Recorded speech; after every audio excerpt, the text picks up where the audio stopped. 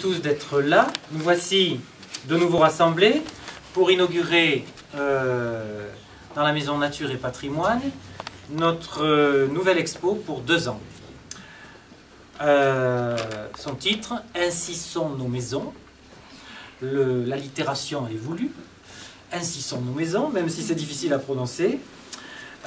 Exposition dans un espace élargi par rapport à l'exposition précédente, de pain et de soupe. Un espace élargi où, bien entendu, on a donc essayé de dire un peu plus de choses, le plus possible de choses que nous pouvions. Alors nous avons continué à décliner un thème parlant de la vie de l'homme dans ce pays. Ce thème, c'est l'habitat, l'architecture. On n'a pas franchement de... On a choisi dans le titre de ne pas évoquer ni habitat ni architecture, on parle surtout des maisons. On n'a pas choisi un camp plutôt qu'un autre, le camp de la ville plutôt face au camp des villages. On ne peut pas parler de 2000 ans d'histoire, désolé Monsieur Cru, dans une expo, on va dire, qui est un regard généraliste sur l'implantation de l'homme dans ce pays, depuis les origines certes, mais on a surtout un regard sur l'architecture rurale, on va dire, depuis telle qu'elle se présente aujourd'hui. Et on a rebondi, bien sûr, dans ce travail, suite au travail d'inventaire du patrimoine bâti, mené depuis plusieurs années dans le pays AS 3V,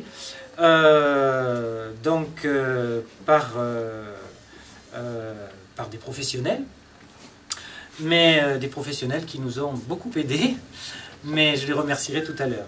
Donc, comme toujours, ce travail d'analyse qui est là exposé en 16 panneaux, c'est ça? 16 panneaux, Amandine, hein?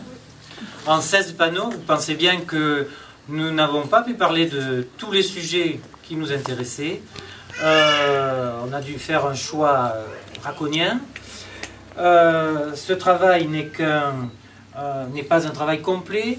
Il n'est pas non plus définitif. On sait bien que à chaque exposition que nous réalisons, on s'aperçoit de tout ce qu'on n'a pas compris, de tout ce qu'on n'a pas encore vu, de tout ce qui serait souhaitable de continuer à faire.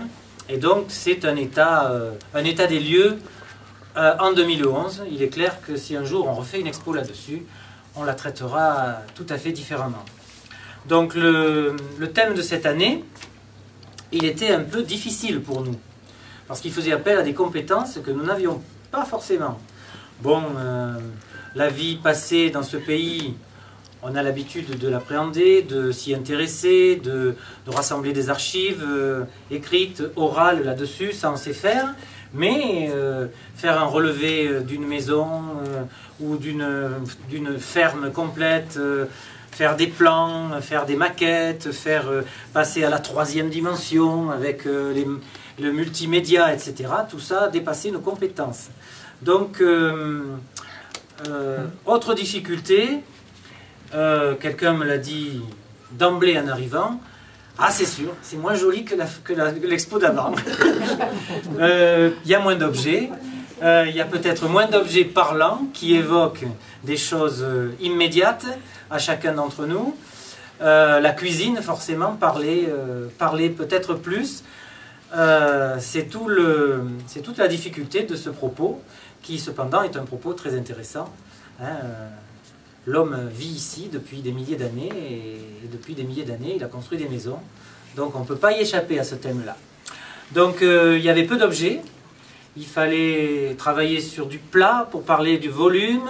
Enfin, autant de handicaps qu'on a essayé de vaincre. Vous nous direz vous-même si on y est arrivé. Pour cela, on a quand même fait appel à des gens très compétents. Alors nous avons recruté en premier lieu alors c'est quoi son titre? Un chef de projet. Où elle est la chef de projet? Fais-toi voir la chef de projet. Viens un peu devant, va. Alors Mélanie, bien sûr Mélanie, elle nous manquait déjà, donc on ne l'a pas laissé partir trop longtemps et on l'a réembauchée pour 6 mois. Et en tant que chef de projet, elle a été chargée donc de réaliser l'expo à partir de tous les éléments que les différents partenaires et nous-mêmes, associations, pouvions lui fournir. Elle a été aidée en cela, évidemment, par toute l'équipe du musée, et puis aussi par nos stagiaires, Pauline et Marceline, je ne sais pas où elles sont, qui sont là, mais je les remercierai à nouveau tout à l'heure. Donc voilà, on a engagé pour la première fois, c'est une première dans notre association, hein, à chaque expo que nous réalisons, il y a des progrès, enfin nous on le vit comme ça. Pour la première fois, on a engagé un chef de projet pour nous monter l'expo. C'est pas qu'on n'a pas eu de soucis, hein, on en a eu des soucis. Oh, combien! C'est jamais gagné d'avance. Surtout quand le bug informatique fait tout partir dans les nèbles qu'on ne trouvera plus jamais. Hein. Mais enfin, merci bien sûr à Mélanie pour le gros travail qu'elle a abattu pour finir tout ça en temps et en heure. On a aussi eu une collaboration donc, tout à fait fructueuse avec le service de l'inventaire du patrimoine et on est très heureux d'avoir Marceline Brunet avec nous ainsi que Alexei et d'autres représentants du service. C'est vrai que depuis plusieurs années on a travaillé ensemble, on a eu plaisir à le faire et c'est vrai qu'on leur doit beaucoup de photos et surtout de renseignements, d'aide technique et surtout le très beau diaporama qui est ici dans la petite pièce à côté qui vaut vraiment le détour.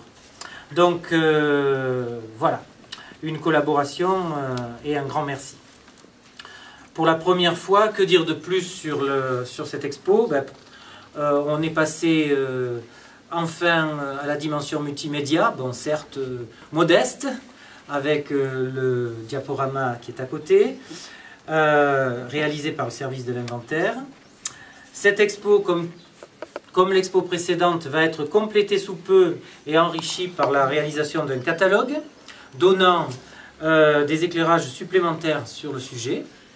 Et pour la première fois, ce catalogue, là aussi, c'est important pour nous, est réalisé par l'ensemble de l'équipe, chacun d'entre nous ayant choisi des articles qu'il mène à bien jusqu'au bout. Donc, un vrai travail d'équipe, et là aussi, ça nous a dynamisé. Je crois qu'on va continuer dans ce droit fil. Il y aura bien sûr les rencontres du Moyen Verdon cet automne, sur le thème de l'architecture. L'année prochaine, on se reposera un peu, mais je pense qu'on nous trouvera du boulot de toute façon. Même celui qu'on n'imagine pas, il arrivera, forcément. Juste deux mots pour achever sur l'évocation de cette exposition. Dans cette salle, alors la maquette normalement est au centre. Vous la regarderez au passage parce qu'elle est extraordinaire. On la doit au talent de Lucien Leroy. Donc on pense à Lucien et à Catherine aujourd'hui, je ne les ai pas vus, ils ne sont pas là. Donc un grand merci à Lucien qui nous a bien dit de surtout ne pas parler de lui parce qu'après il a peur qu'on lui demande systématiquement des maquettes. Donc il nous a dit c'est la seule et unique que je fais. Bon, en tout cas elle est superbe, on est ravis de la montrer. Donc dans la première salle, on vous propose une synthèse de l'habitat de l'homme en moyenne montagne. Comme vous le voyez, il faut partir de là-bas, habiter la montagne, vivre ensemble dans cette montagne. La maison de famille, hein, cette maison qui chez nous n'est pas forcément comme partout ailleurs, puisque dans ce pays-ci, les maisons sont souvent très anciennes. Elles symbolisent parfois, comme on est en pays d'Oc, en Occitanie, si vous voulez, la maison est souvent l'égale de la famille qui l'habite depuis des siècles. L'Oustau. Hein.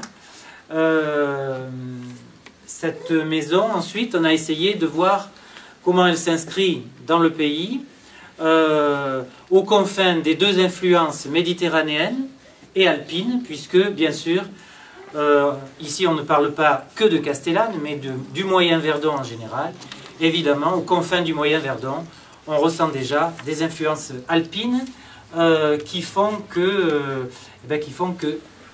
dans ce pays, il y a bien sûr, on a essayé de décliner une singularité. Qu'est-ce qui fait que, aux confins de Méditerranée et des Alpes, on a une façon particulière de vivre et d'habiter. Dans la deuxième salle, celle où il y a le potager et la cheminée que nous avons conservés, puisque ce sont des éléments d'architecture, on présente, ainsi que dans le couloir central, les techniques de construction, alors par grands thèmes, hein, les murs, les toits, les planchers, les portes, les fenêtres, etc. Et dans la pièce à droite, on s'intéresse plus particulièrement au décor, à l'aspect citadin, c'est-à-dire à l'aspect castellanais, puisque la cité du pays du Moyen-Verdon, c'est quand même avant tout la ville de Castellane, aspect citadin, avec en particulier l'exposition de nos gypseries médiévales qu'on n'a pas eu l'occasion souvent de présenter convenablement. Non, c'est la première fois qu'on les présente à Castellane.